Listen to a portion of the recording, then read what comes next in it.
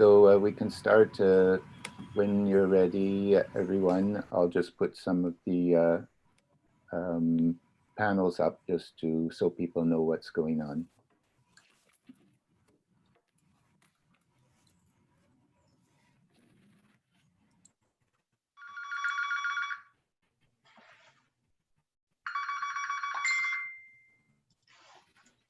Hello? Oh.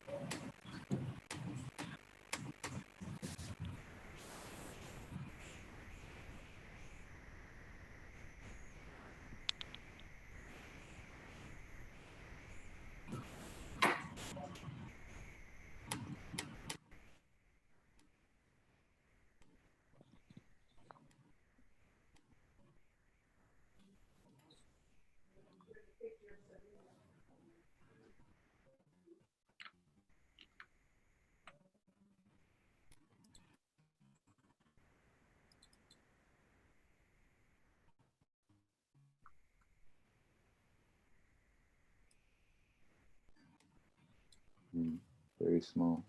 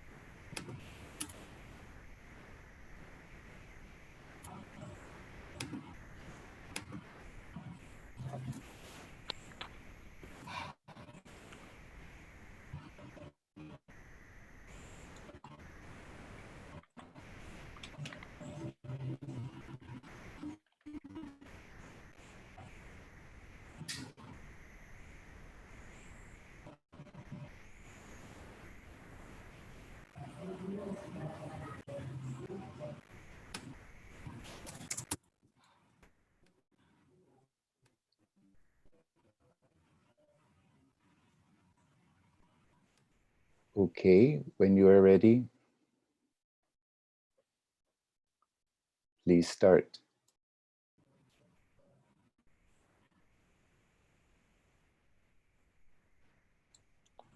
Nous pouvons commencer. Il y a un bruit de fond. Qui commence en premier? Ok, Chantal, nous avons commencé. Alors, bonjour tout le monde. Bienvenue à ce troisième webinaire de la série sur les communautés en lutte pendant la période de COVID-19. Donc, je vous remercie de votre présence à ce webinaire. Donc, avant de commencer, nous allons demander à Gladys, qui est une membre de Femmes de diverses origines, de faire la reconnaissance territoriale. Merci. Gladys, je vous passe la parole. This is Malcolm from Technical Assistance. If I could, Chantal, just one moment, just inform people that interpretation is available in English and French this morning. Choose it on your interpretation button at the bottom of your Zoom screen. C'est juste pour vous rappeler que l'interprétation est disponible en anglais et français. Vous pouvez le choisir en bas de votre écran ou sur votre écran Zoom. Je m'excuse pour l'interruption, Chantal. C'est bien correct. Merci. Alors, Malcolm vient de préciser justement qu'il y a l'interprétation qui se fait en simultané et que vous pouvez trouver un bouton en bas, totalement à droite de votre écran, avec un petit globe, et vous pouvez choisir de quelle version de l'interprétation vous voulez, soit du français vers l'anglais ou de l'anglais vers le français. Vous pouvez choisir la langue que vous souhaitez.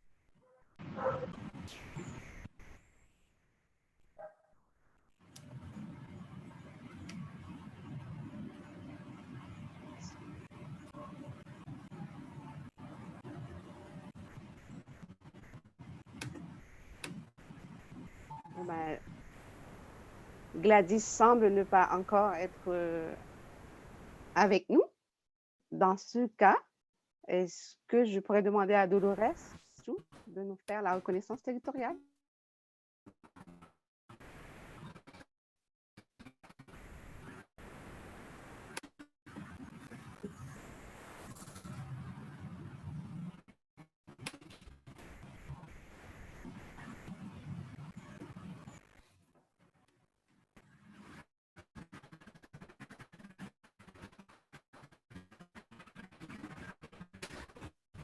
Chantal, I do not see Gladys anywhere online at the moment. That's right. That's what I was saying. So I think Dolores should do it, or au pire, je vais le faire en français.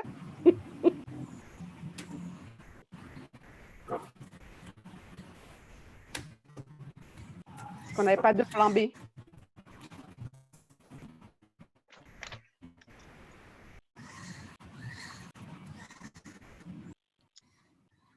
Yeah, I don't know. Gladys hasn't come on and I'm trying to reach her. So either we could do it a little later or.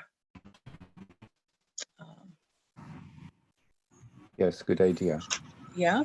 Okay. So Chantal, I will just send you a chat. I'll keep on going. Yeah, I'll keep on going. Okay. Yeah. Okay.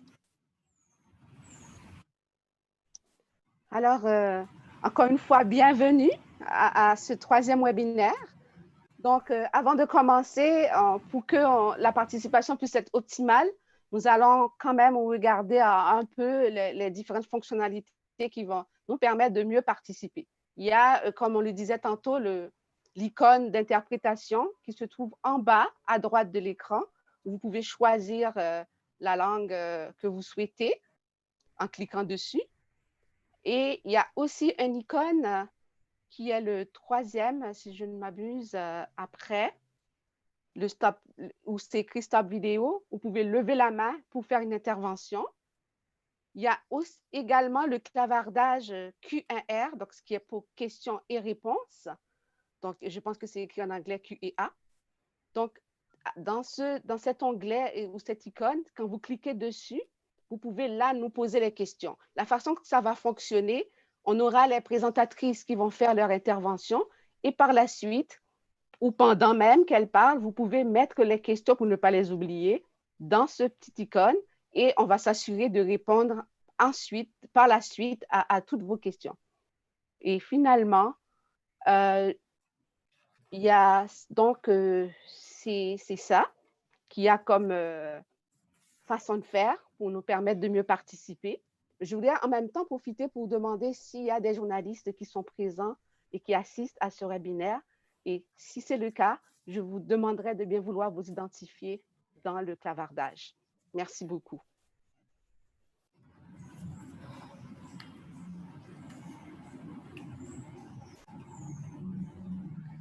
Donc, aujourd'hui, on sait que la crise de COVID-19 met en évidence les inégalités systémiques causées par le capitalisme, l'impérialisme, le colonialisme et le racisme, et également le patriarcat. Donc, femmes de diverses origines, face à cette situation, on a pris l'initiative de mettre sur pied une série de webinaires pour adresser ces différentes questions et comment dans nos communautés diverses, pour nos diverses origines, comment on lutte face à cette crise de COVID-19. Donc, on avait eu déjà 2 webinaires. Un premier, c'était pour adresser la réalité montréalaise où des femmes qui travaillent dans des organismes communautaires, des organismes de base, ont présenté la réalité des femmes souvent vulnérables et marginalisées, comment elles vivent cette période de pandémie. Le deuxième webinaire était sur la question iranienne et des femmes nous ont présenté le mouvement des femmes iraniennes et comment les femmes s'organisent et comment cette question a été traitée en Iran. Donc aujourd'hui, nous allons avoir un coup d'œil sur Haïti et les Philippines. Donc nous aurons avec nous Sabine Lamour et Clarissa Singson qui vont nous présenter chacun à leur tour comment et en Haïti et aux Philippines, on traite la question de la pandémie et comment ça impacte les femmes. Quelle influence que ça a sur les femmes? Donc, au cours de cette conversation, donc, on va un peu voir comment les organisations réagissent à la gestion de la pandémie dans leurs pays respectifs. Et nous allons aussi, par la suite avoir les questions. Donc, la série ne se termine pas aujourd'hui, je vous le dis. Donc, il faut rester vraiment à l'affût de nos événements parce qu'il va y avoir de prochains webinaires. On va continuer à amener de l'information de nos pays d'origine, de même que de nos communautés locales ici à Montréal, en vue, en fait, de tirer des leçons, de réfléchir sur les alternatives, tant du milieu local qu'à travers le monde. Donc, en fait, pour rester en contact avec nous et suivre nos événements, vous pouvez nous contacter en visitant notre site web à https://wdofdo.wordpress.com ou vous pouvez nous écrire à wdo.fdo@commercialgmail.com. L'objectif de ce webinaire, en fait, pourquoi on le fait, c'est vraiment pour avoir le point de vue des communautés de lutte, des organisations de base au sujet de l'impact de la COVID-19 sur notre travail. En fait, les questions que nous nous posons, c'est quels sont les défis concrets auxquels nous devons faire face? Quels sont les obstacles auxquels font face les organisations, les communautés avec lesquelles on travaille? Quelles sont les actions qu'on aimerait prendre et quelles sont les actions qu'on souhaiterait qu'ils soient prises dans nos communautés respectives et quelles sont les recommandations? En fait, ce sont ces questions-là qui vont être abordées dans la conversation aujourd'hui. Avec nous, nous avons 2 présentatrices qui viennent, l'une d'Haïti et l'autre des Philippines, donc que je vais vous présenter. D'abord, il y a Sabine Lamour. Sabine est docteure en sociologie. Elle enseigne la sociologie à l'Université d'État d'Haïti depuis 2012. Elle intervient depuis 2005 dans les organisations de femmes en tant que militante féministe et consultante indépendante, tant au niveau rural qu'urbain. Elle enseigne aussi à l'Université d'État d'Haïti depuis 2012. Depuis 2017, elle est la coordonnatrice nationale de la SOFA, Solidarité des femmes haïtiennes. Elle travaille sur les questions relatives aux rapports sociaux de sexe, les dynamiques familiales caribéennes et l'organisation du politique en Haïti. Elle a copublié l'ouvrage intitulé Déjouer le silence, contre-discours sur les femmes haïtiennes, paru en 2018 aux éditions Ménage. Avec nous également ce matin, Clarissa Singson, qui est secrétaire générale de Carapatan, un groupe de défense des droits humains à Negros, dans le centre des Philippines, un important centre de production de sucre où la majorité des travailleurs sont des paysans pauvres, sans terre, et parmi eux, beaucoup sont des femmes. Voilà, avec nous, ces deux personnes qui vont nous livrer comment ces questions-là sont adressées dans leurs pays respectifs. Donc, sans plus tarder, je passe la parole à Sabine qui va commencer la présentation pour nous présenter la situation en Haïti. Alors, Sabine aura 20 minutes pour nous présenter un peu comment est la situation en Haïti et quelle influence cette situation a sur les femmes. Alors, merci. La parole est à toi, Sabine. Merci beaucoup, Chantal. Merci pour l'invitation. Et je vais commencer rapidement. Je vais présenter d'abord la situation globale en Haïti, ensuite la situation des femmes et après la situation de l'organisation, la SOFA, qui est la Solidarité des femmes haïtiennes, dont je suis la coordonnatrice générale. Il faut dire que la COVID est rentrée en Haïti le 19 mars 2020. Le gouvernement haïtien a décrété l'état d'urgence sanitaire parce qu'un premier cas de COVID était déclaré au niveau de l'Artibonite à Saint-Michel-de-la-Talaye. Bon, pour parler de la situation de la maladie dans le contexte haïtien, nous avons choisi d'analyser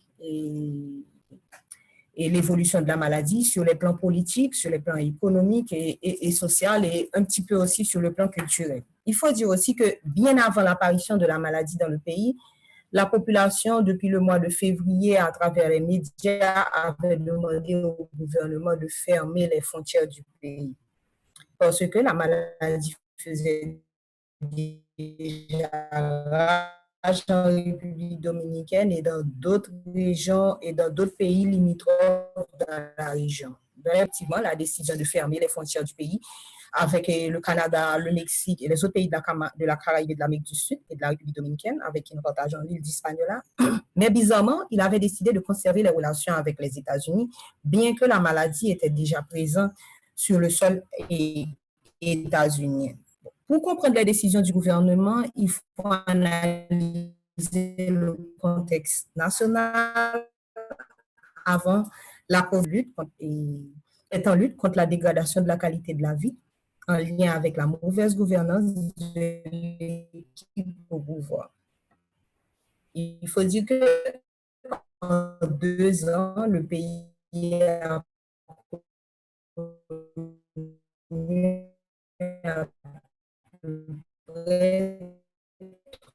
trois périodes de politique majeure avec des épisodes de confinement qui pouvaient durer certaines fois 2 mois. La légitimité du gouvernement est largement remise en question Sabine. Et le départ de l'équipe gouvernementale est réclamé par la population depuis novembre 2018. Trempé dans des scandales de corruption, cette équipe refuse les ambassades. Techniques, oui. Oui. Oui, bonjour Sabine. Bonjour Malcolm. Oui, 2 choses, oui. Oui, peut-être on va fermer votre vidéo parce que c'est vrai que la connexion n'est pas très bonne en paire de ce que vous dites. Peut-être on va fermer la vidéo. Et aussi, deuxième chose, les interprètes demandent que vous allez beaucoup moins vite à cause de l'interprétation simultanée, s'il vous plaît. Oui. Ok, d'accord. Oui, ils font leur meilleur, mais ils ont la misère de vous suivre. OK. Merci beaucoup, Sabine. Ça veut dire on va fermer. Je vais mettre une photo de vous que j'ai et aussi, mais on va vous entendre seulement et pas voir votre image.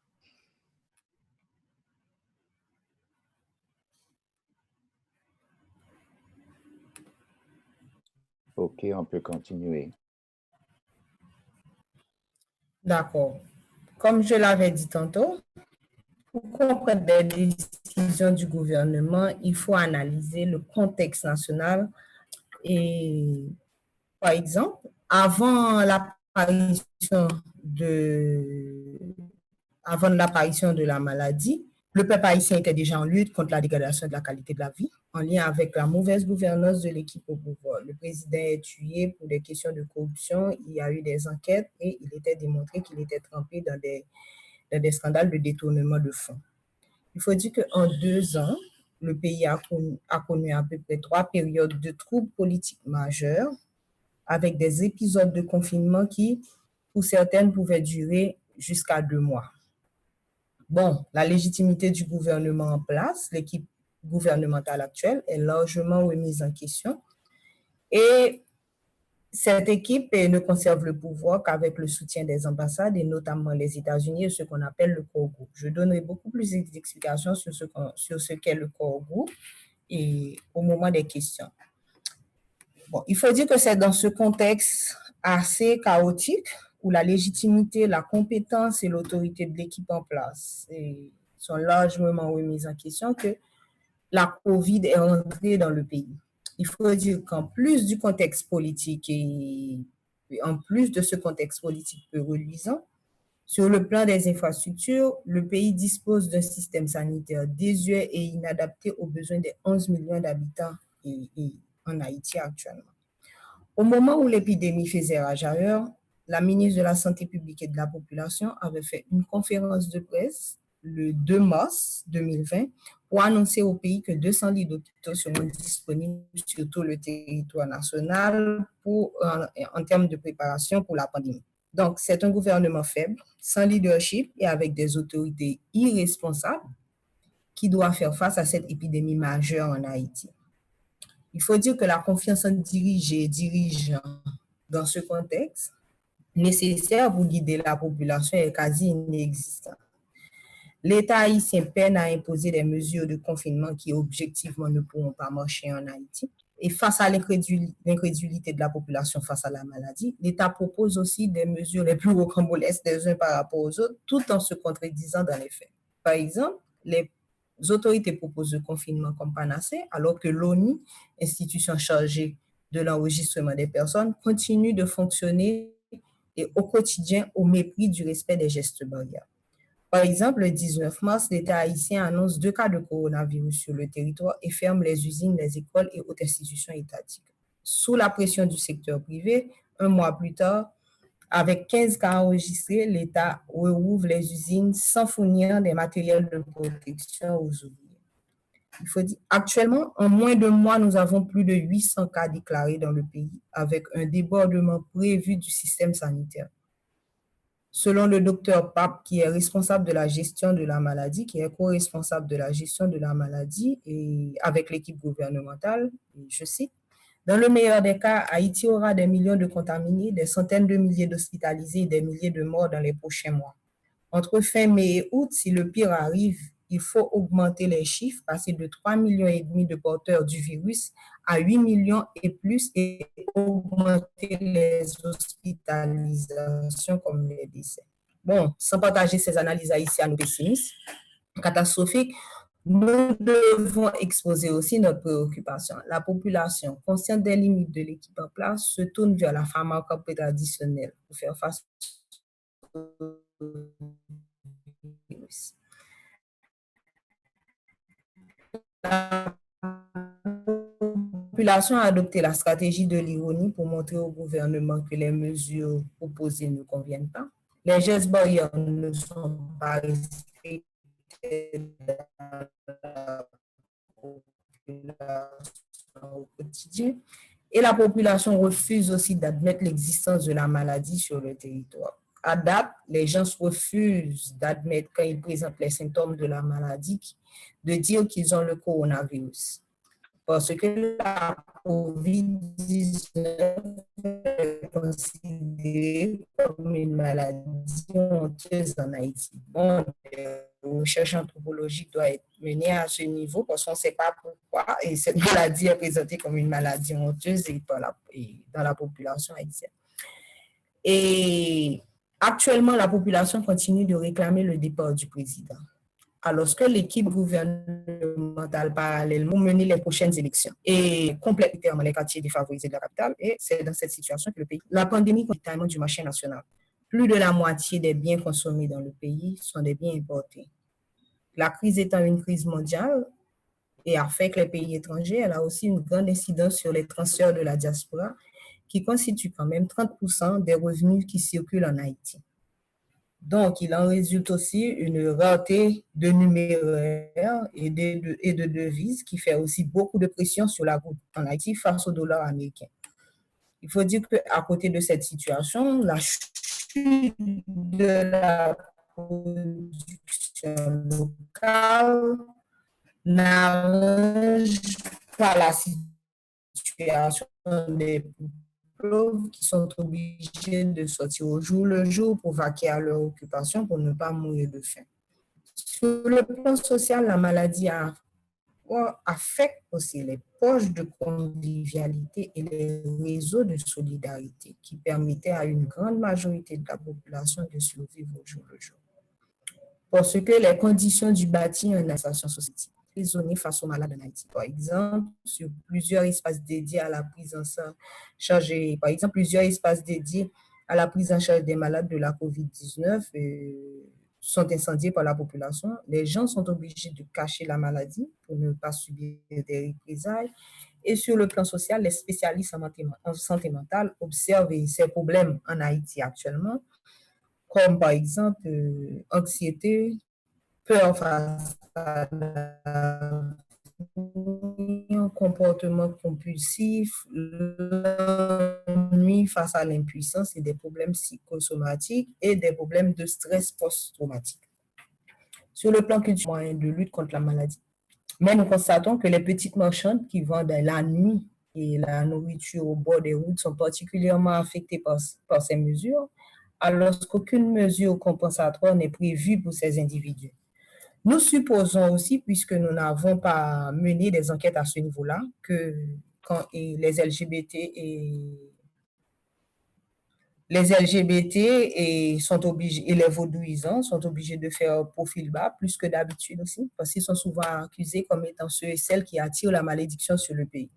C'était le cas après le séisme et ces deux groupes étaient persécutés par les sectes évangéliques qui pullulent dans le pays depuis le séisme.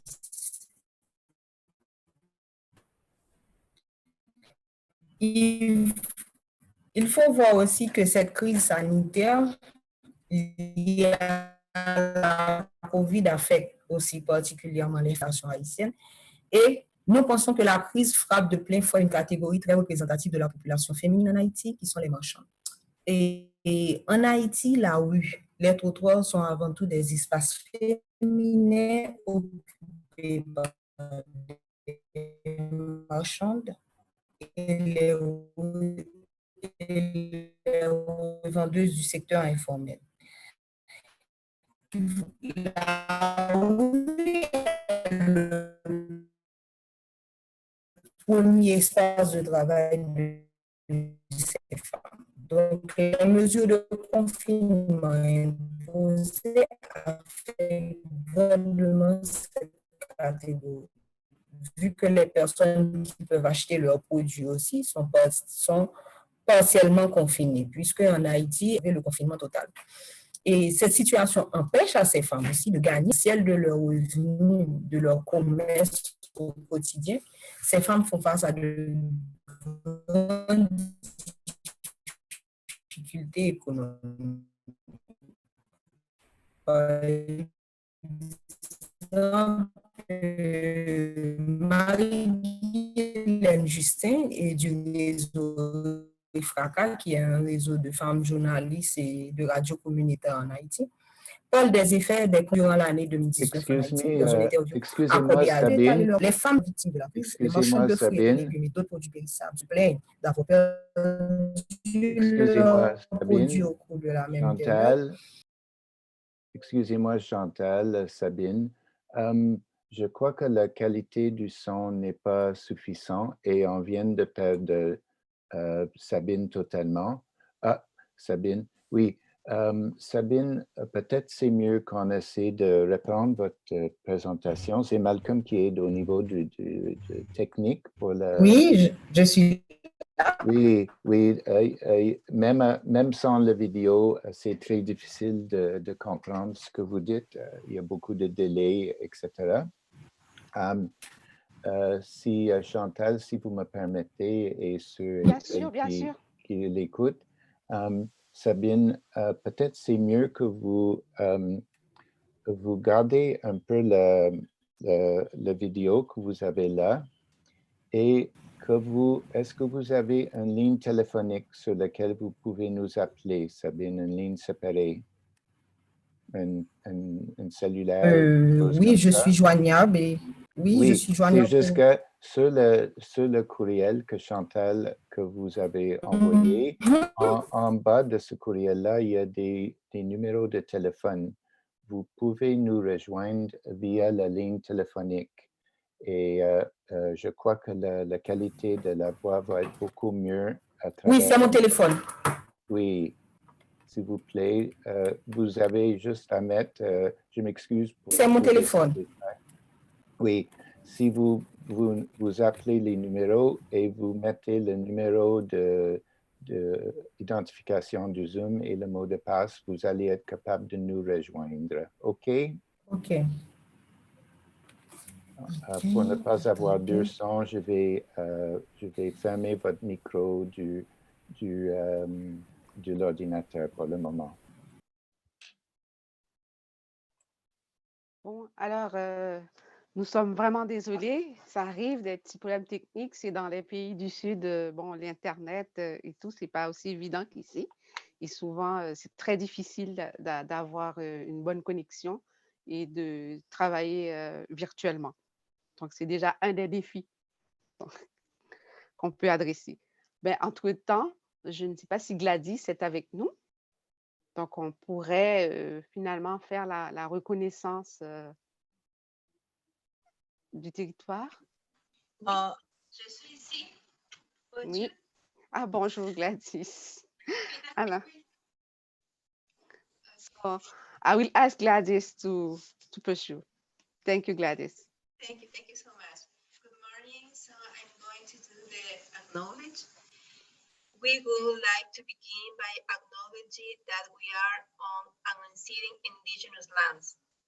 The Ghanaian Nation is recognized as the custodian of the lands and the waters on which we gather today.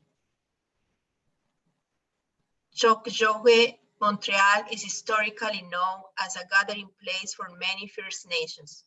Today, it is home to a diverse population of indigenous and other peoples. We support and stand in solidarity with the ongoing struggles of indigenous people, the original inhabitants of Turtle Island, who, as a consequence of shattered colonialism, suffered dispossession of land, destruction of culture, way of life, and more egalitarian gender relations. The systemic and structural inequality and racism of settler colonialism in Canada is made but visible by the fault lines that the COVID-19 crisis has thrown up. Thank you. Merci Gladys. Merci à vous. Donc, c'est très important de reconnaître que ce que nous sommes sur territoire autochtone non cédé, et c'est ce que Gladys vient de faire, la reconnaissance que nous, de femmes de diverses origines, qu'on veut vraiment s'assurer qu'à chaque fois qu'on fasse savoir que nous sommes conscientes que nous sommes sur territoire autochtone non cédé et que nous sommes surtout solidaires des luttes que les autochtones mènent par rapport à ceci. Donc, pour celles et ceux qui arrivent maintenant, je veux d'abord vous dire qu'il y a une interprétation qui se fait et qui a un icône qui est un petit globe totalement à droite, en bas de l'écran. Vous pouvez cliquer dessus et choisir la langue dans laquelle vous voulez que ça soit fait. Et pour poser des questions, il y a une petite main, il faut cliquer dessus pour lever la main pour une intervention.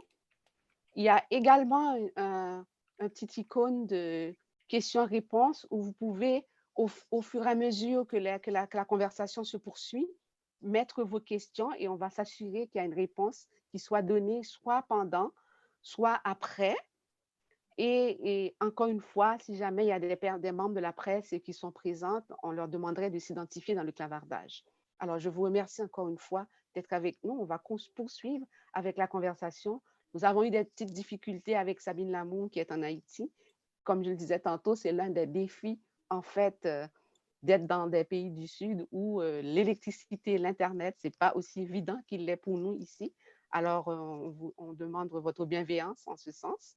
Donc, on va poursuivre peut-être la conversation avec la présentation, en attendant qu'on rejoigne Sabine, avec la présentation de l'autre, de Clarissa Simpson, qui, je peux encore la représenter, qui est secrétaire générale de Carapatan, groupe de défense des droits humains à Negros, dans le centre des Philippines, qui est un important centre de production de sucre, où travaillent des paysans pauvres sans terre, où la majorité sont des femmes. Alors, sur ce, je repasse la parole à Clarissa Simpson. Et avant tout, je vais encore remercier Gladys de nous avoir fait la reconnaissance tantôt. Voilà, la parole est à vous, Gladys. Clarissa, je m'excuse. Clarissa?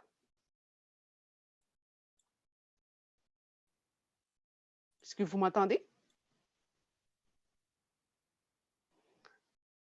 Yeah. Yes. Good morning again, everyone. So I'm Claring. You can call me Claring. And I came from Negros Island, one of the islands in the Philippines. So I will give you a little background of what is the situation in Negros Island to have a context of how people in Negros Island suffers from this pandemic. Not so much of the positive cases because there is no mass testing going on back home.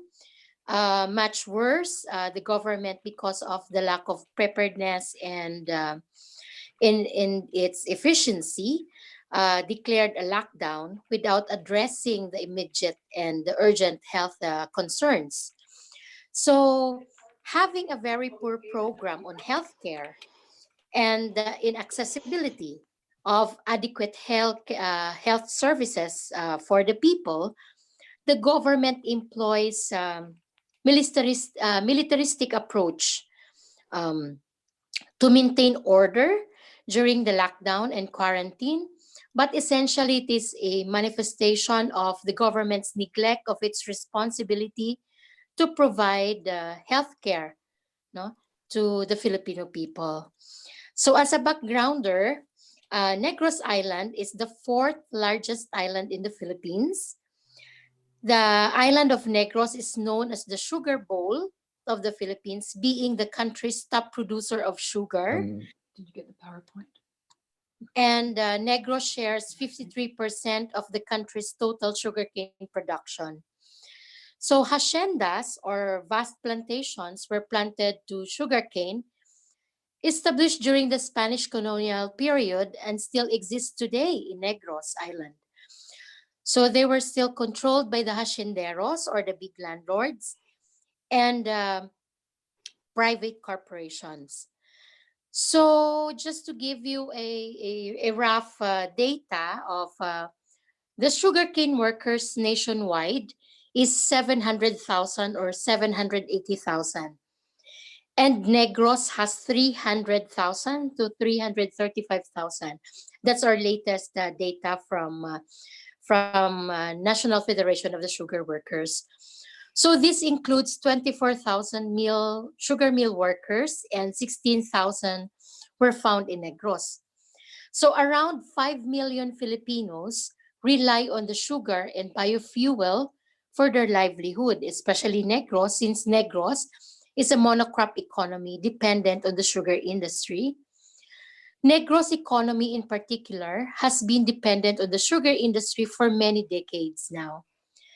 But no matter how great and important the role of the sugarcane workers in our economy in the Philippines, it is very depressing to know that they are one of the most exploited and neglected sectors of our society. The agricultural workers, no? Especially now in the sugar areas in Negros, it remains the lowest, a slave-like level, despite of the profits, no, um, by the gained by the hacienderos because of the sugar production. So historically, the blood and sweat of the sugarcane workers fueled the economic and political influence of the biggest landlords, clans in the island. No? The minimum government standards, however, are blatantly violated by the domination of the Pacquiao system or the piece rate system wage scheme in sugar farm workers. So the piece rate system is they are hired to work in a parcel of land, and they are being contracted, and it is the rate is fixed, no, to a certain amount, and that fixed rate will be divided among the sugar workers. So the average income of the sugar workers are pegged at 1,500 to 2,000 pesos, Philippine peso.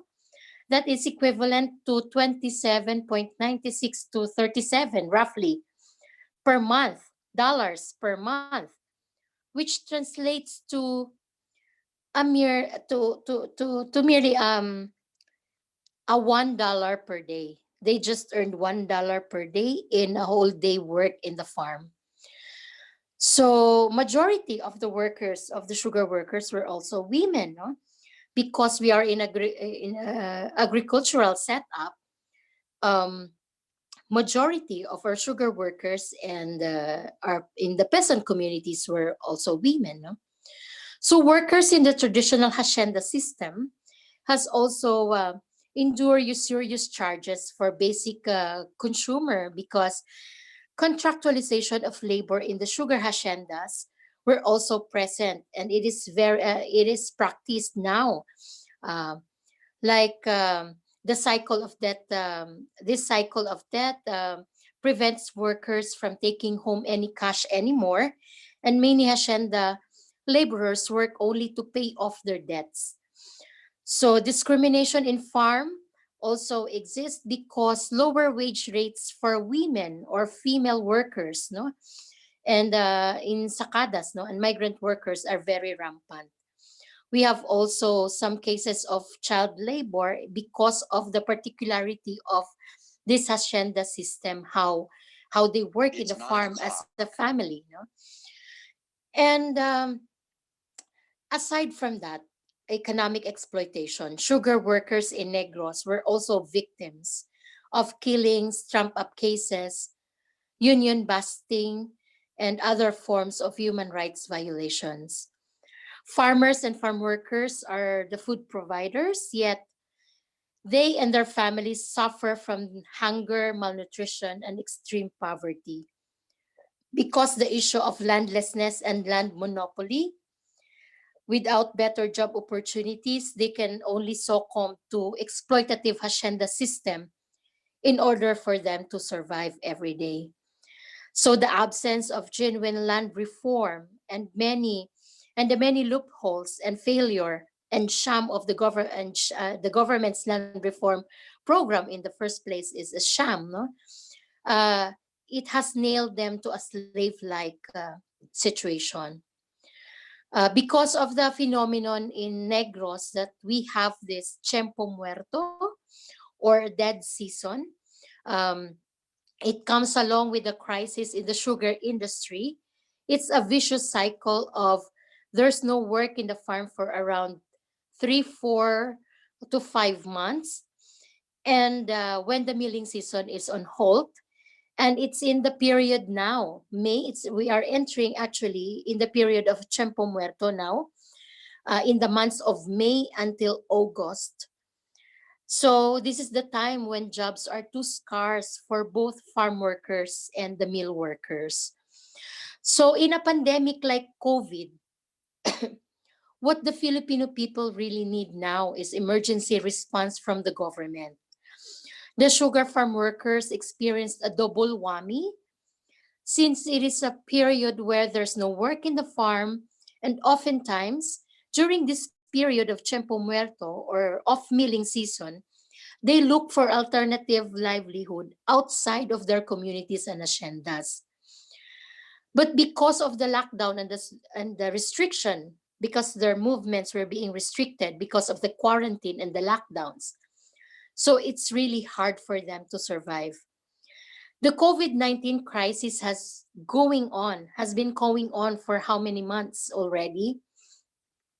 And Duterte government has already at its own disposal, no, like the budget to respond to this health and livelihood, and livelihood emergency.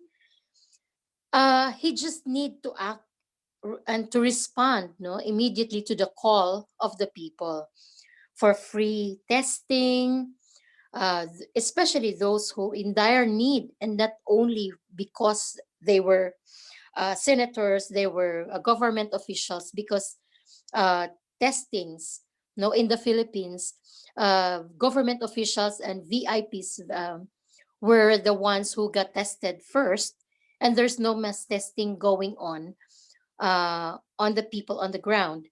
So there is no free mass testing, and testing kits are not even available.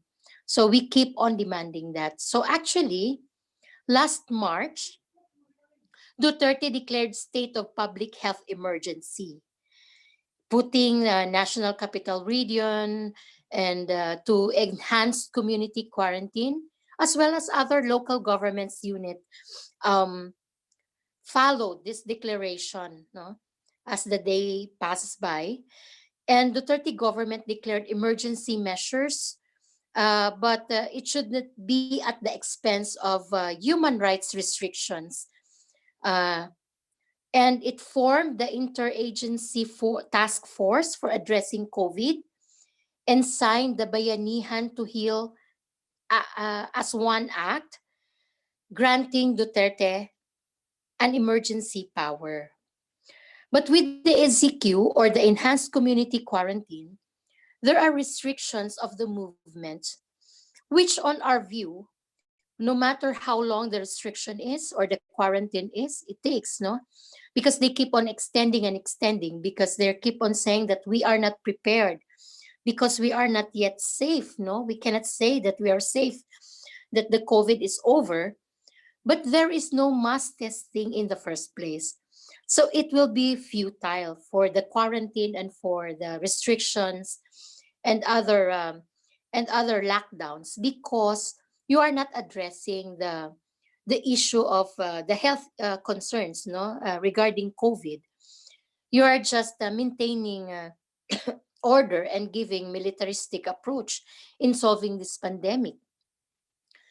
So what we really need is a medical response, that it should be immediate, decisive, and a comprehensive plan, instead of an emergency power or quarantines and restrictions and militaristic approach. No. So far, Duterte's government reaction to pandemic has been militaristic, and he deployed more military and police forces in the front lines, in border lines, in checkpoints, instead of giving support, no, to medical frontliners in every municipality or in every places that they put enhanced community quarantine, no, policies. So he immediately warned the people that they should follow the men in uniform or face arrest, no, and warn, no, to face arrest. Such arrests occurred actually in the first few weeks of the implementation of the quarantine, and without even considering the reasons while others were outside of their houses and just called them, they're just violators of the quarantine. But of course, no, the enforcers really arrest people because they violate the social distancing, and further, persons under investigations and persons under monitoring from the urban poor areas and urban poor communities who went to hospitals for treatment were ordered to go home, since there were no rooms for them, no, because of the inadequate and inefficient, because there's no proper healthcare, adequate healthcare. In times of the pandemic, the poor could hardly get treatment, and instead of addressing the needs of the people, uh, so they really get repression, no, from the government. Observing social distancing is impossible for, like, for example, people living in urban poor communities, in slums, because it's just a 10-meter house, whereas the least two families living together, the walls where that divides you from your neighbors are as thin as only like cardboards. So how could you comply for that strict policy of observing the social distancing in the first place? And if companies were being closed, and establishments and all, and there's no work, there's no alternative livelihood for the people. So they really suffer from hunger. So these restrictions led to the massive arrests of the so-called violators, no? So actually, we have documented some data from Karapatan National Office that there's 31,363 persons already being arrested because of the quarantine violations. We have also documented some Gabriela members. Gabriela is a grassroots women organization all over the Philippines, and we have chapters internationally. And we documented that Gabriela members who were giving relief goods and food, no, having soap kitchens and all, in Marikina City were arrested also, and some, as well as some other organizations. Even we have documented cases of killings and arrests because of trump up and fabricated charges. All in all, in this, it happens during this pandemic period. The state of emergency should not be used to silence dissent, no, political dissent. Um, Even the freedom, the freedom of the media to ano to to publish and to have to give information to the people were being repressed, like even one of the biggest TV station and network, broadcasting network in the Philippines, ABS-CBN, was shut down. So what we are doing now actually is, because we are still we are organizing in our own capacity, despite of the restriction of the movements and the crackdown. But as grassroots women organization, because our organizations and our members were just in the community, we have peasant women organizations, we have women organizations in urban poor communities, and in different places that we have organized. We continue to organize despite of the restrictions, and we continue to demand for mass testing, demand for economic relief to ease the financial burden and hunger brought by the lockdown. Some of our peasant communities even launched a collective cultivation for food production in preparations of the lockdown, even before the very strict implementation of the enhanced community quarantine. Actually, they're not afraid to die anymore of the virus. They are more concerned, and that they will die because of hunger.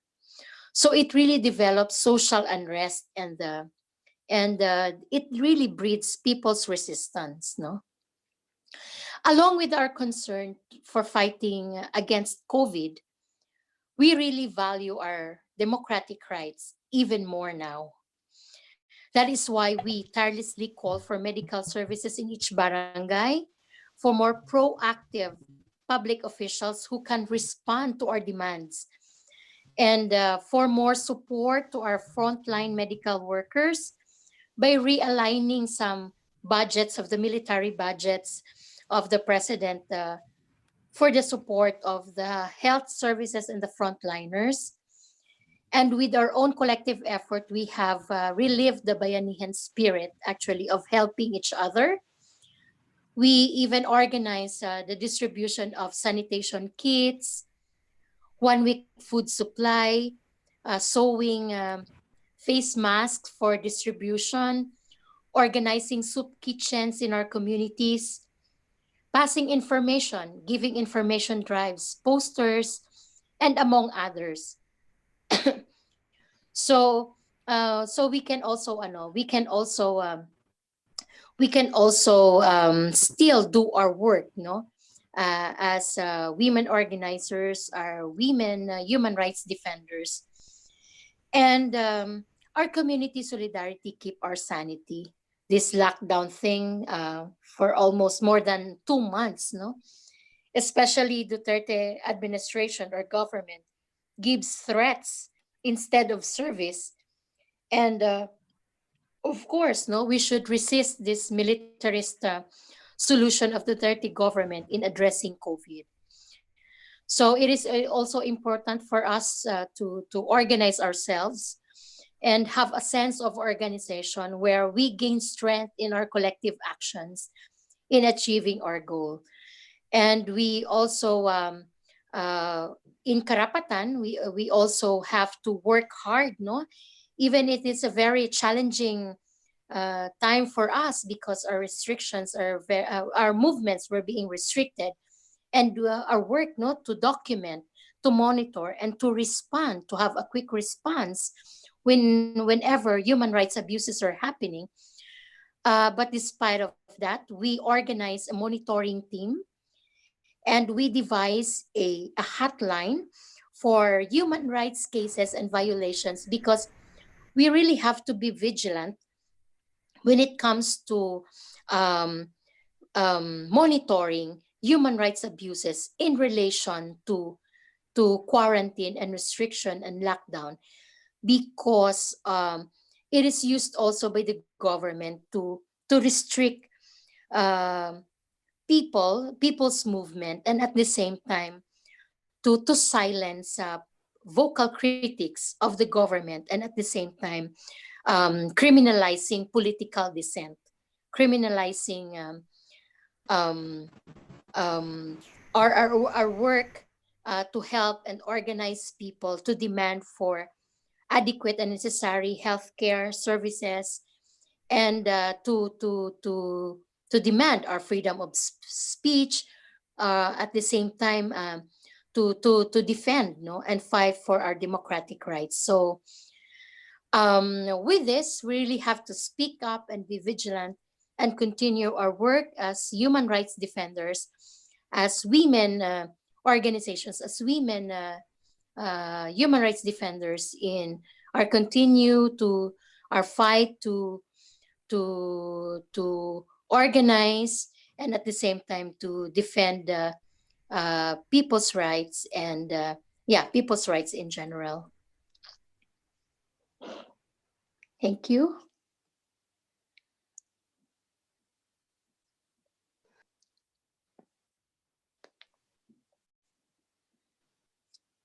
Thank you so much, Clarissa, for your very inspired communication.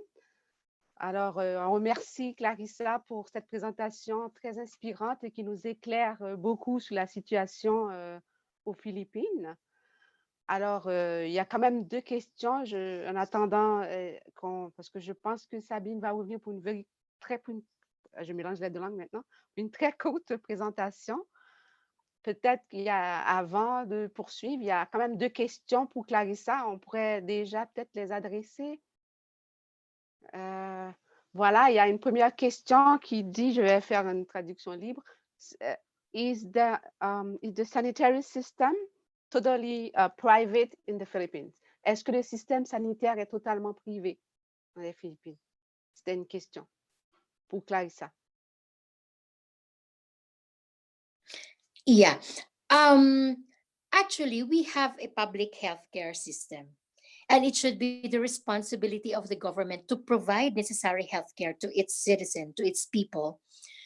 But the cases in the Philippines, we have public hospitals, but it is really in a very poor and dire situation because there's no adequate budget allocated by the government to support proper health care, and there's no proper healthcare program, adequate healthcare program and services being rendered to its citizen. Like, for example, we have public hospitals, but you can't really cater so many cases of the public hospitals because, for one, they have very poor equipments and services. So people really tend to go to private hospitals at a high cost if you can afford to pay, So people in the Philippines, especially in the rural areas, in the far-flung areas, they don't even have the access to hospitals and clinics because it is very inaccessible. We don't have clinics in the mountain areas because we are very agricultural, and we are, I don't know, we are really backward. So we don't have modern facilities in public hospitals. So even people dies with simple ailments, and simple diseases because they cannot access adequate health service and health care in public hospitals. So even the government has this privatization program that they privatize hospitals, even children's hospitals and specialization hospitals, because they cannot provide necessary budget to modernize and to equip those hospitals, those public hospitals, with efficient necessary services, for public hospitals. We don't have even we don't have even free health services even in municipalities and public hospitals and in major cities. So that's why it's really hard for the people to survive in pandemic cases like this, in this kind of virus cases like this, because people are really very poor, and they cannot afford really to go to private hospitals because of this inaccessibility, and because public hospitals are really not you cannot really survive going to public hospitals.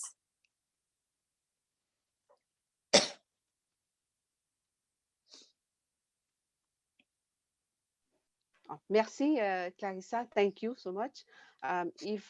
Si Sabine est prête, on pourrait peut-être passer maintenant à ce qu'elle nous fasse la courte présentation qu'elle essaie de faire pour le moment.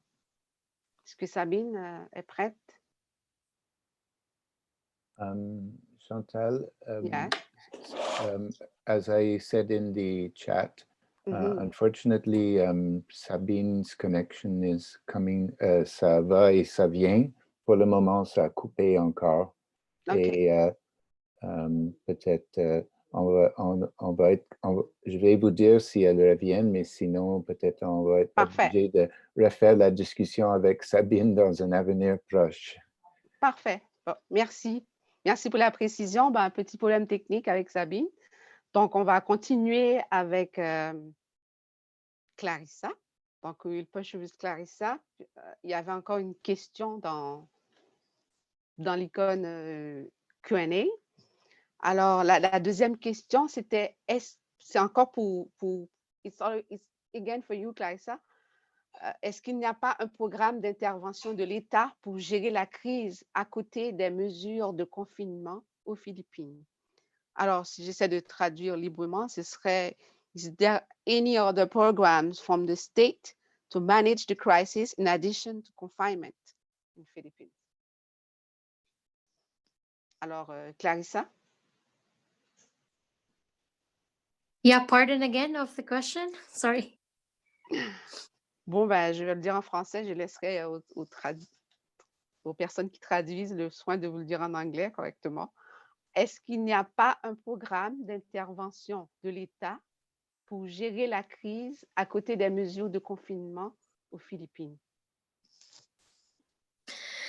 Actually, it is really we keep on monitoring even here. No, me, I really have to be awake for how many hours just to monitor the statements from the different department heads from the government, and even press cons of the president itself, how to address this COVID thing. But all we have got from the government is really nothing when it comes to providing necessary health cares. They're saying that there's social amelioration programs, giving special funds or subsidy to ease the financial burden. And because of this COVID, because of the lockdowns, there's a close down of the factories and the work and companies and all. But more so, we what we got is all guidelines, implementing rules of lockdowns and restrictions. Even the interagency task force that the government really formed is just addressing and maintaining. They just giving all the implementing rules and guidelines of how to contain this pandemic, through lockdown, quarantine. So they move from enhanced community quarantine to modified to general community quarantine. All airports were closed, all borders were closed, but necessary mass testing for people, which is very important for you to know that you can really see if there's an escalating number or rising in number when it comes to positive cases. There's no really mass testing at all. So that's why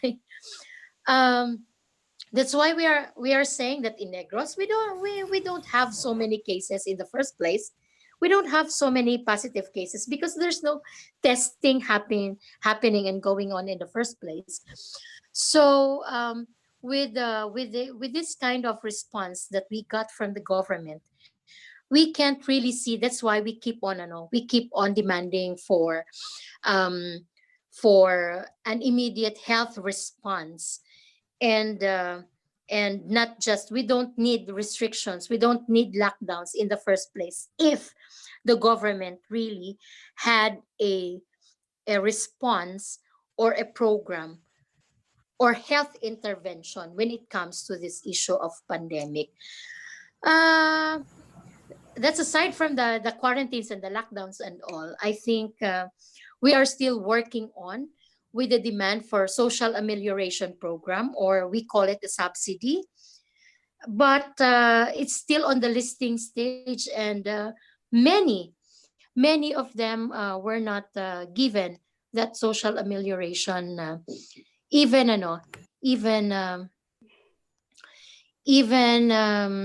we have also this data of access of women to food. Philippines ranked 70th out of the 117 countries with a score of 21.1. No, it suffers from a level of hunger that is very serious, and 53 to 59% of households, Thank you. had not received any food subsidy or food security. So still, we are working on that, and I think the government is just doing because it's essentially the inefficiency and the lack of preparedness. So quarantine and lockdown is just the approach that they're doing now. Thank you, Clarissa. Sabine is back. Maybe you could continue later to give us more thoughts. We're going to try to have in the conversation right now. Alors, merci à Clarissa. Sabine semble pouvoir se connecter de nouveau. On va faire un essai avec elle pour voir si ça fonctionne. Donc, voilà, Clarissa pourra continuer à nous donner plus de précisions par la suite. Alors, la parole serait à toi maintenant, Sabine. Sabine, est-ce que vous nous entendez?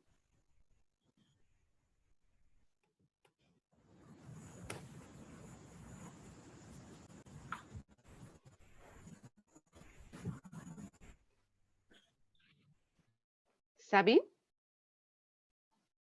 Vous nous entendez? Est-ce que vous pourriez continuer avec la présentation ou nous faire une très courte présentation? Bon, il semble être parti encore là.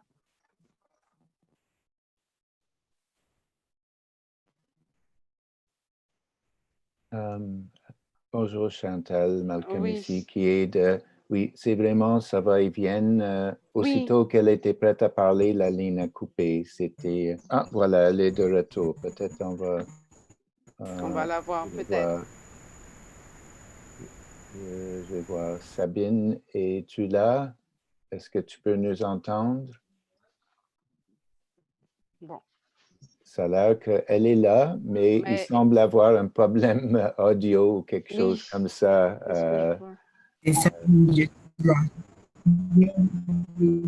Ça marche pas. Non. Donc, dans ce cas-là, moi... Je suis désolée, vous avez vraiment une idée des défis que l'organisation...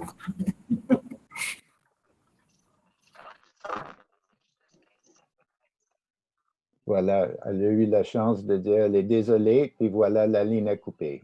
Donc, voilà. Je pense que ce serait une présentation à refaire avec Sabine.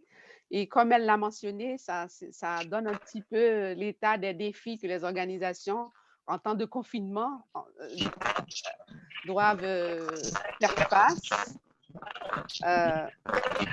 chez nous. Parce que, bon, justement, s'organiser quand on n'a pas accès à l'Internet, des fois même à l'électricité, de pouvoir garder contact, c'est difficile. Donc, on peut comprendre qu'on voit déjà un petit aspect de tous les défis auxquels les organisations de base doivent faire face en Haïti. Donc, dans ce cas-là, on va continuer peut-être avec Clarissa qui pourra revenir nous... Je vais voir s'il y a encore d'autres questions. Je vous encourage, les personnes qui là, à poser vos questions à Clarissa. Et il y en a d'autres. Donc, Clarissa, il y a encore une question pour vous. Vous pourriez peut-être soit continuer comme vous étiez en train de le faire, mais peut-être qu'on pourrait aller avec la nouvelle question. Donc, je vais aller Chantal, avec... Sabine est là maintenant. Peut-être elle peut intervenir. On va essayer. Bon, on va simplement peut-être dire que ce n'était pas possible. Sabine, voilà.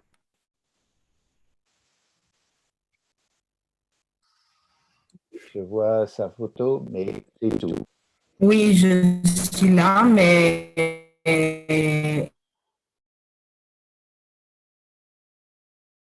Bon, je pense qu'elle m'a texté pour me dire qu'elle voulait présenter ses excuses au reste de l'équipe. Donc, voilà, mais bon... Internet continue de me dire que la connexion, c'est-à-dire la conversation peut couper à n'importe moment, peut être interrompue à n'importe moment. Oui, on vous entend. On vous a entendu. Alors, je pense que ce serait mieux, comme on le disait tantôt, de laisser cette conversation pour une autre fois, ou qu'on pourra essayer d'autres avenues pour que ça puisse aller mieux. De toute évidence que l'Internet, ça ne fonctionne pas. Alors, on revient à ce moment-là avec Clarissa. Merci. Merci de votre patience et de votre compréhension. Donc, Clarissa, il y avait une question pour vous que je vais lire en français parce que c'était en français et puis je laisserai aux traductrices le soin de vous le dire en anglais. Comment la population réagit-elle par rapport au comportement du gouvernement? Est-ce qu'il y a des tendances aux émeutes, protestations? Actually, because we have organizations, we are organized, we organize protests and demands in different forms. We have organized through social media, no? Posting of our demands, bearing placards because we observe social distancing and we cannot hold public gatherings and all. But we continue our social media work, our campaign to demand for support. We call it ayuda or aid, and we continue to demand for help, no, instead of being arrested. Tulong, hindi kulong, no, in our native language. And we organize also information drives. We organize. We are calling all our members to participate and donate something if they have, in order for us to organize a relief distribution, and at the same time, even sewing with old face masks using extra or old clothing or any linens that is clean and it should be washed, no, and giving sanitation kits and all. And we are also lobbying with some government officials to do immediate response when it comes to relief, no, because as we have gathered, there are 60. The Philippines has more than 100 million people all over, no, population.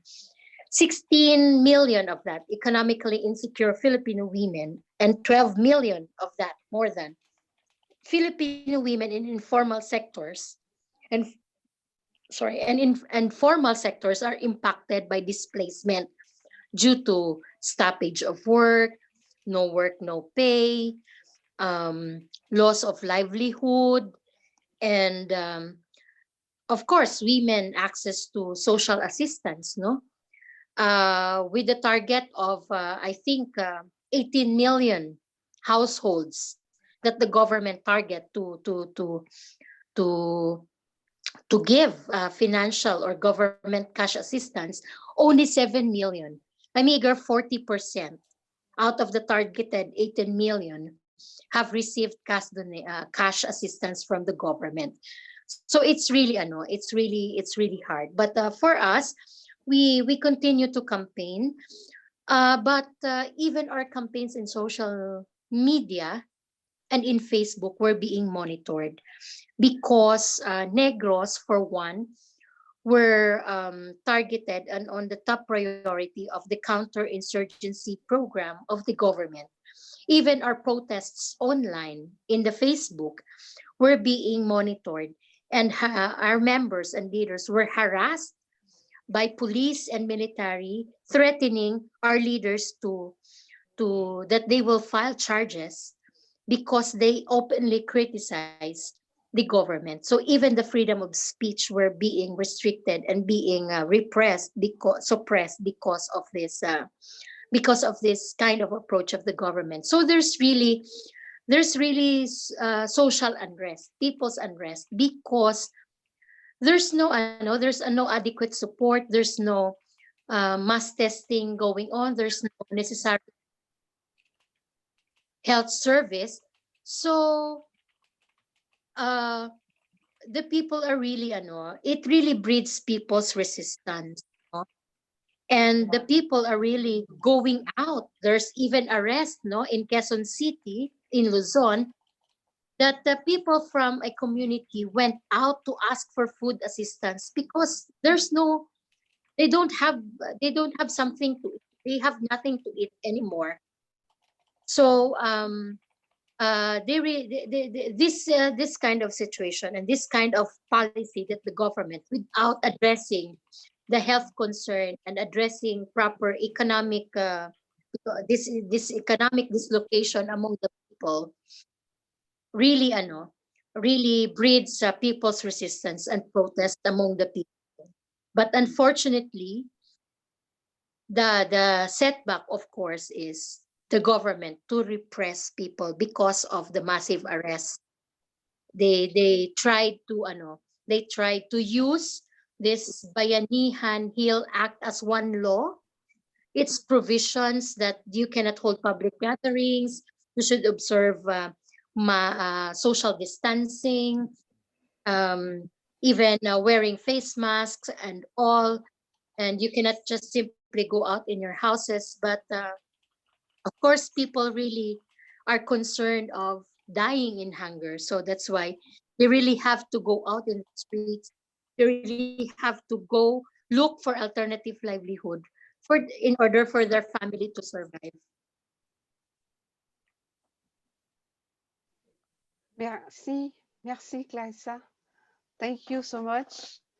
I think there's another question for you. Alors, c'est encore en français. Je vais le lire.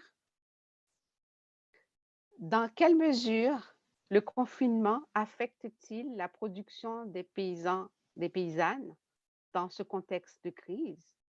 Est-ce qu'il y a des mesures spéciales pour faciliter le transport des produits agricoles dans les villes et ailleurs?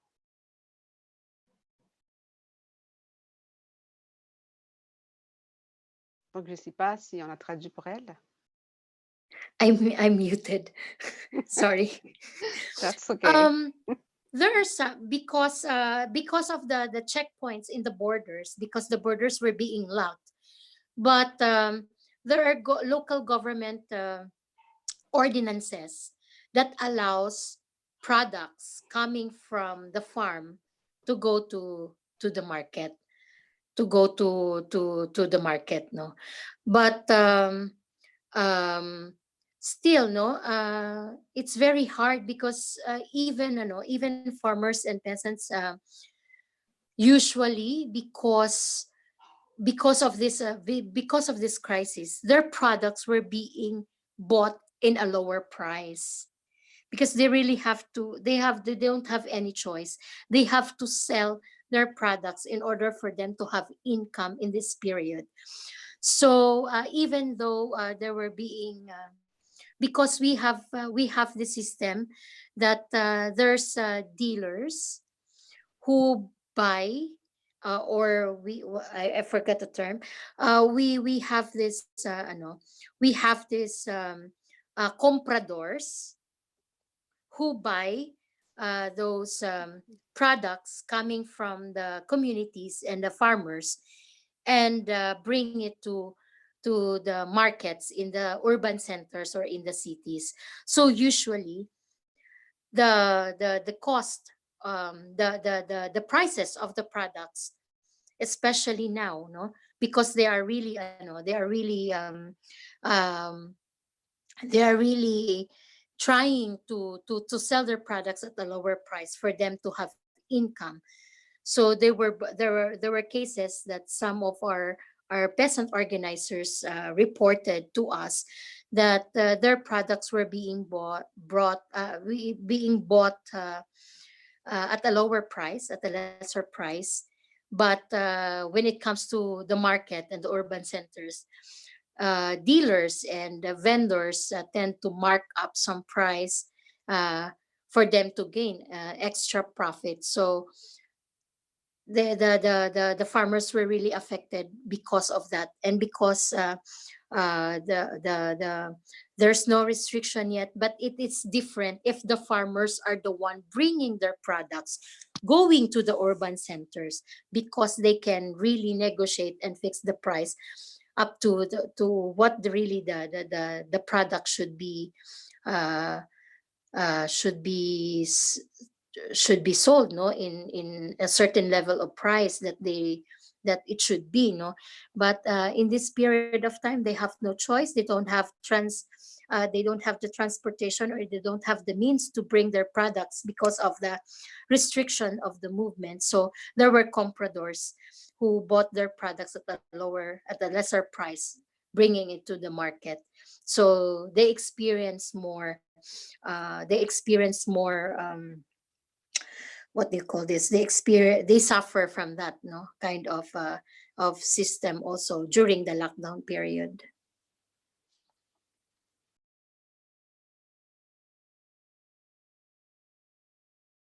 J'étais on mute. Merci, Clarissa. Thank you so much.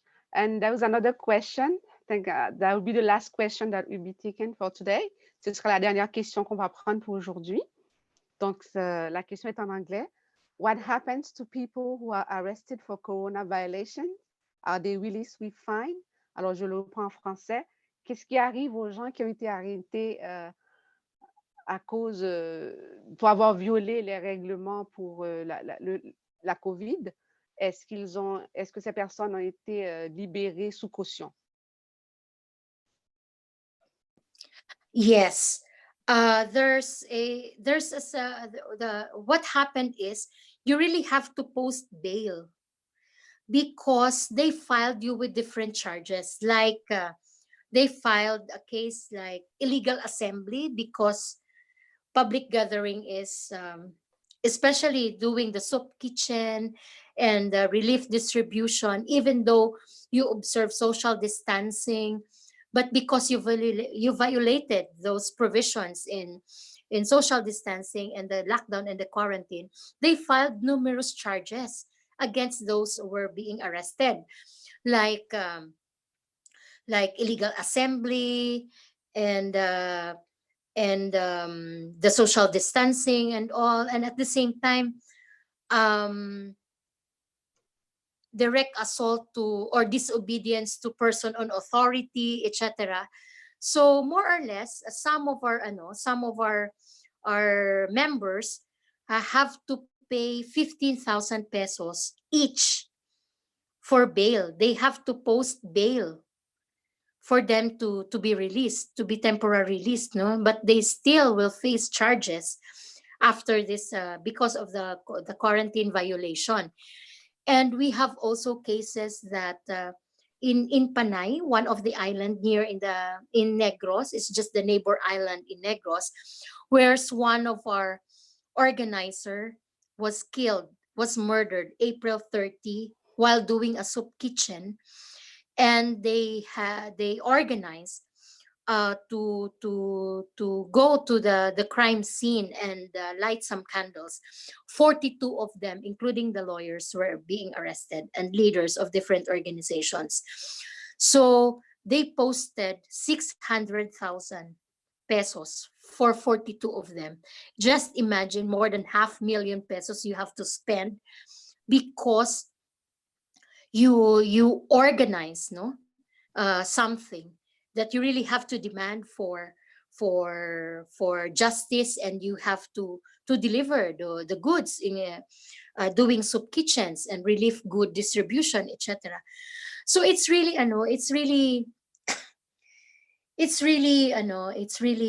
depressing on the part of us that knowing that the government has no they're not giving support to the people, and they are penalizing and criminalizing people doing our work, no, in giving relief goods and giving support to family, to communities, no.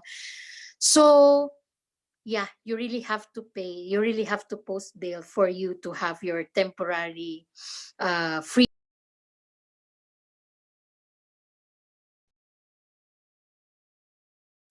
Bon, il semble qu'on ait perdu Clarissa. Yes. Bon, elle revient. Yeah. Ouais, un peu en biais, là, Clarissa. Est-ce que tu pourrais te remettre un peu de façon un peu plus orthodoxe? Voilà. Mais peut-être, you should unmute yourself. Yeah. Okay. Yeah, so that's it. You have to post bail, and you really have, in this kind of situation that you don't have any support and you experience hunger and you suffer from this economic dislocation, then you really have to pay certain amount for your temporary freedom because of the violation of the quarantine. It's really crazy. While we have cases also that leading officials of even the Philippine National Police violated also quarantine protocols and policies and social distancing, yet they are scotch free because of the culture of impunity. There's no accountability from the government, and the culture of impunity really happens in the Philippines, unfortunately. Merci, Clarissa. Thank you so much. I will, je vais, peut-être, il y a quelqu'un qui a fait remarquer que les 15 000 pesos philippines équivalent à environ 600 $ canadiens pour que quelqu'un puisse sortir sous caution. C'est quand même beaucoup d'argent. Donc, sur ce, je voudrais demander à Thelma de nous faire un petit résumé. Bon, ça n'a pas été évident. On a eu beaucoup de problèmes avec Sabine. On n'a pas pu vraiment avoir sa conversation. Et donc, mais quand même, les grands points, les quelques grands points qui sont ressortis, bon, surtout de la présentation de Clarissa. Ooh, So, okay. la parole est à toi, Thelma. Bon, you know, just some lines, the most important. Oh my God. There's so much sharing that I can only say, you know, in summary, that what is happening now did not only happen, I mean, the kind of response the government has its history, okay? Throughout the Philippine history, that the government has not been totally there for the people. We have 110 million people now, and the COVID-19 has just highlighted the problems, the socio-political problems of the Philippines. That's what Clarissa was saying, and that it only heightens the lack of comprehensive program for health as one. We're not even giving a whole picture of it, but only in the area of health, there's not a total comprehensive program of the government.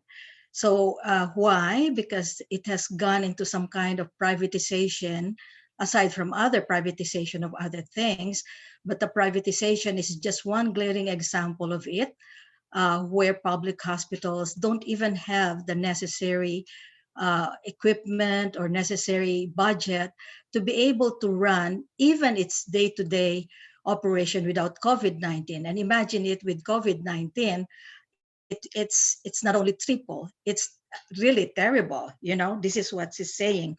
So, but the government continue to kind of come up with programs that are not, in a sense, addressing the real needs of the people. And it thinks, and it is doing more a militaristic approach, where it thinks that lockdowns and quarantine, social distancing, and arrest are highlighted instead of addressing the real needs of the people. What happens is, with all these lockdowns, it affects the most vulnerable sector, which are the peasants and the poor people in urban areas. And totally, it's highlighting even those that are helping organizations and the people who are trying to help themselves, make it difficult for them to really do their job of really helping. So in a sense, what we're saying is, what it's saying in conclusion is that the government's system of impunity gives more credence and more power and more encouragement to develop the resistance of the people, which is continuous. And thank you. Thank you, Clarissa. And thank you to everyone who has come to participate in this, and to our facilitator. where I forgot your name all of a sudden, Chantal, and to all those interpreters and everybody who have really made this event a really good one. And while I cannot summarize the presentation of Sabine, we're hoping that we'll have her the next time, so that we listen more to what she's saying. And it's just sad to say that what is happening in Haiti, just shows us that somehow all over, it's not only the Philippines, it's a lot of countries who are, like poor and developing, who are experiencing the same because of imperialism. And let's hope that the future teach-ins will be able to kind of follow through this kind of trend. Thank you. Merci beaucoup Thelma pour ces paroles inspirantes.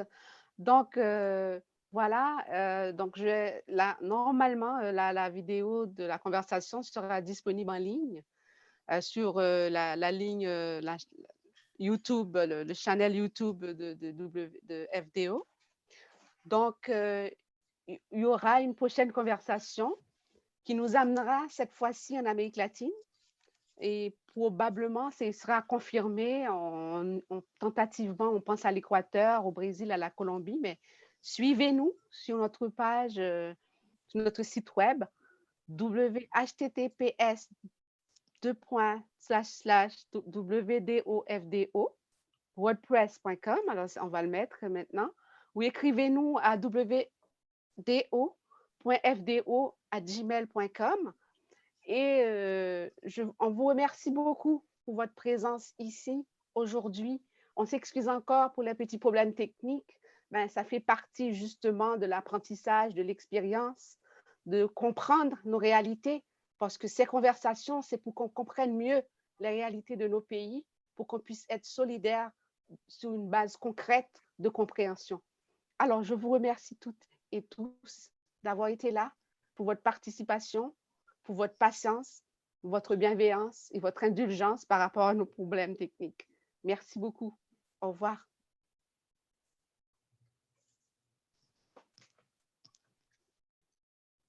Sila mag-off na, huwag mo ano yan. Hindi yung aking sound.